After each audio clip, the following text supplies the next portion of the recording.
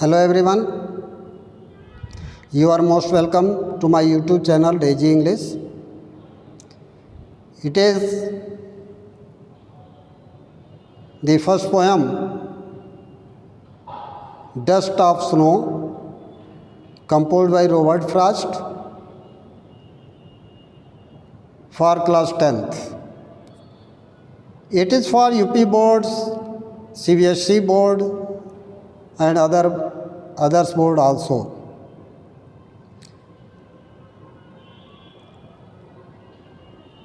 I want to give you an idea about the poet Robert Frost. Robert Frost is an American poet. He was born on 26th March 1874.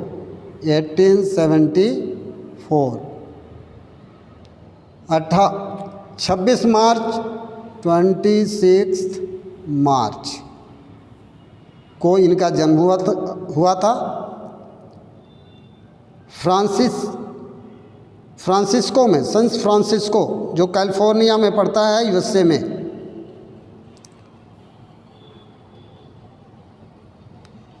He is known symbolic poet. Actually, he had great interest in reading and writing poetry since his childhood. He had his first poem, My Butterfly, My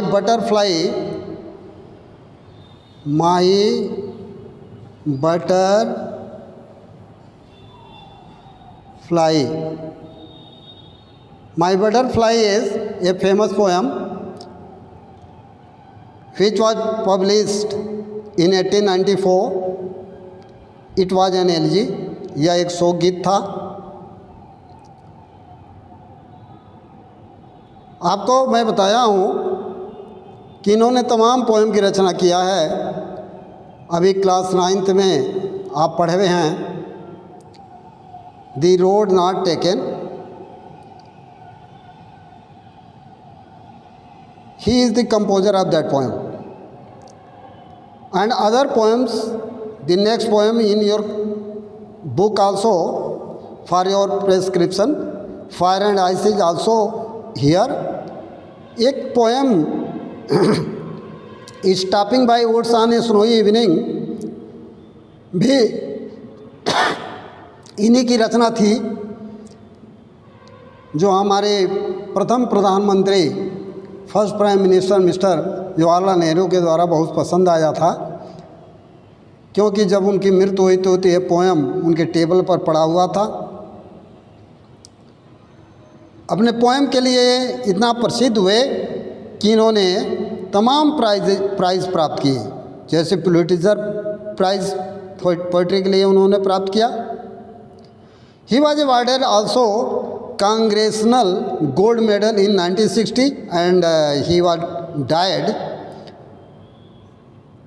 on 29th January 1963 at Boston City in Massachusetts, USA. इस poem में, जो ये poem आप देख रहे हैं, dust of snow, snow कहा जाता है बर्फ़ को, और डस्ट मीन्स धूल। इस पोएम में इन्होंने सिंबल का बहुत ज़्यादा उपयोग किया। For this reason his writing is famous for symbolism. इस पोएम में इन्होंने बताया है कि actually he want to express his depressive mood. उन्होंने अपने डिप्रेसिव मूड को बताया कि वो the poet is in depressive mood and from a hemlock tree across 6 of the dust of snow on the poet. एक हेमलॉक ट्री है, hemlock कहा जाता है धतूरे का वृक्ष। धतूरा तो आप देखे होंगे। It is a poisonous shrub, ये पॉइजनियस है, जहरीला होता है।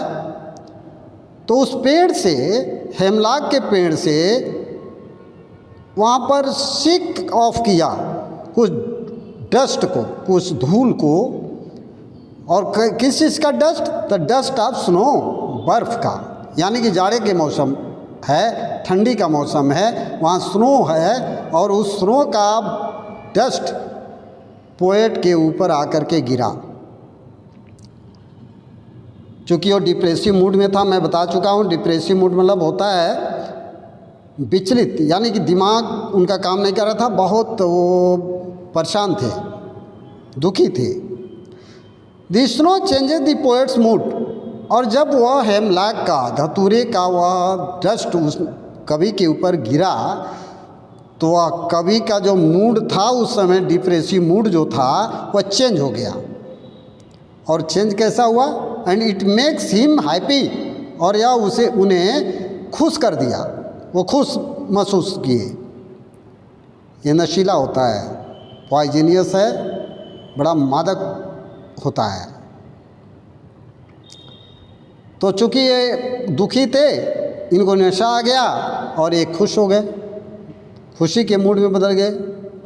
ही has wasted a part of his day regretting, अर्थात यह पछताते हुए उन्होंने एक पूरा दिन का एक क्षण, एक हिस्सा उन्होंने बिताया था। But now with the change of mood, लेकिन अब चूँकि उनका मूड बदल गया था, उसके साथ he wants to utilize the rest of the day, वह दिन का शेष हिस्से का उपयोग करना चाहते हैं।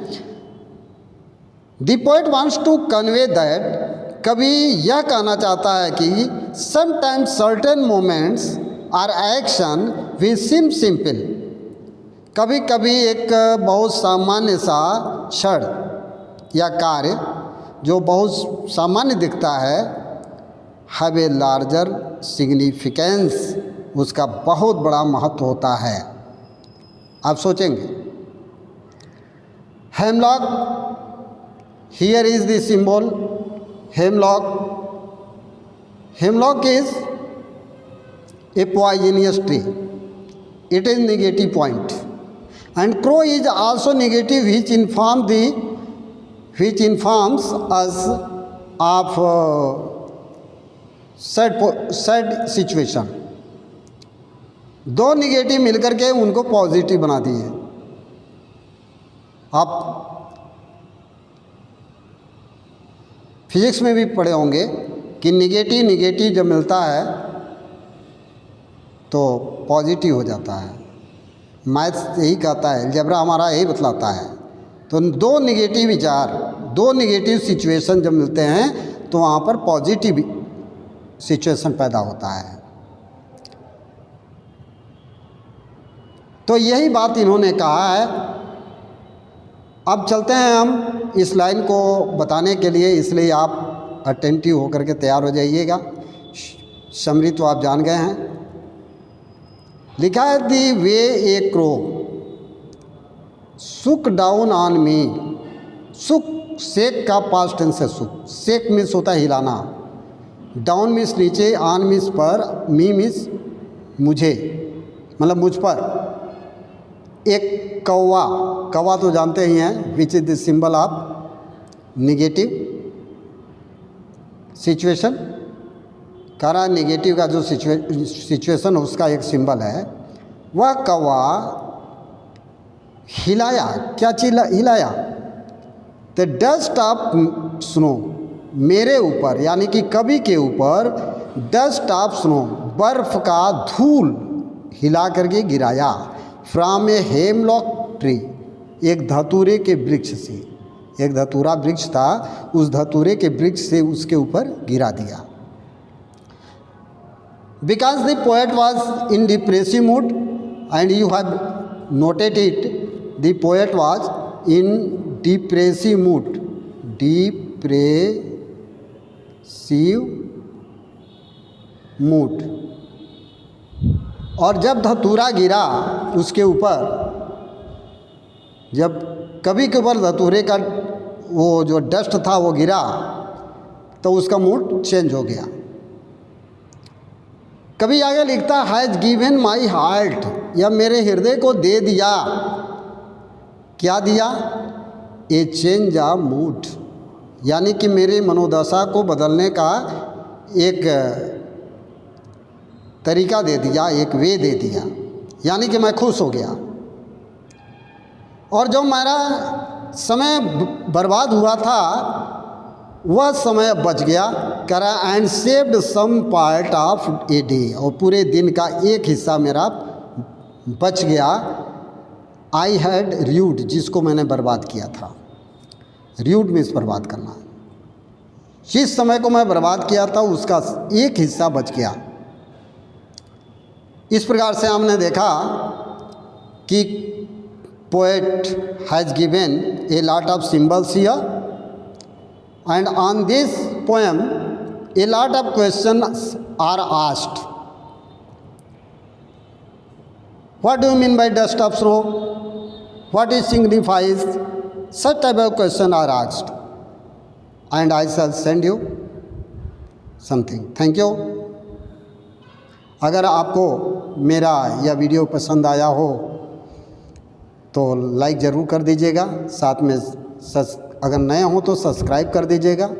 If you are new, subscribe my channel, because such type of videos you will find on my channel. और कमेंट ज़रूर करेंगे आप। Thank you.